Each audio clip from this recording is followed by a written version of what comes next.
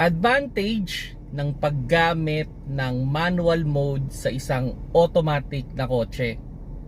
Hello mga paps, I'm Kuya Shane at naka-receive tayo ng question. Ano daw ba yung advantages ng paggamit ng manual mode? Actually, kung more on city driving lang naman kayo at pwedeng malakas yung makina ng sasakyan mo, hindi mo naman masyadong kailangan yung manual mode.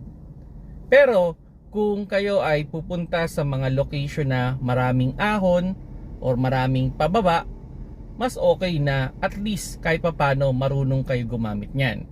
Isa sa magandang gamit niyan is kung pababa yung mga pupuntahan ninyo o maraming pababa yung pupuntahan ninyo. Para hindi kayo mamreno ng mamreno, pwede nyong ilagay sa manual mode at iselect ninyo yung gear na proper dun sa pababa na pupuntahan ninyo. Like for example, dun sa pababang kalsada na yon, ang gusto mo lang na takbo is around 30 kph.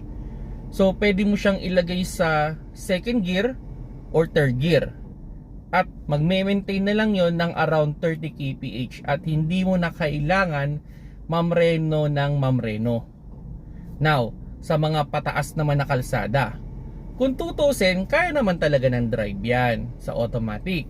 Pero kung ayaw mo nung parang mabibitin, mas okay na iselect mo siya sa manual mode. Kumbaga, bago umahon, ilagay mo sa manual mode, lagay mo sa first gear. Then, dire-diretso na yung ahon yun.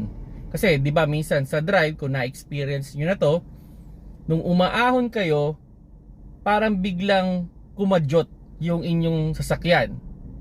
Kasi nag-downshift siya ng gear. So umahon siya ng umahon.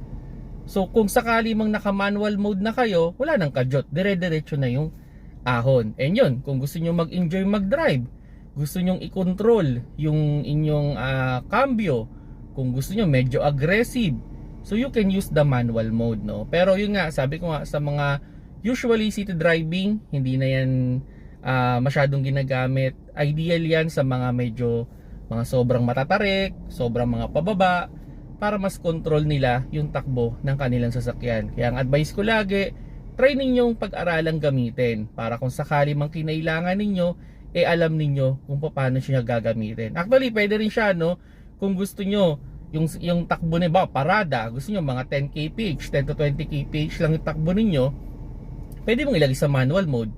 Then lagay mo lang siya sa number 1. So magme-maintain lang ng takbo yon. So yung mga paps, no, sana nakatulong sa inyo. Paki-like na lang mga paps.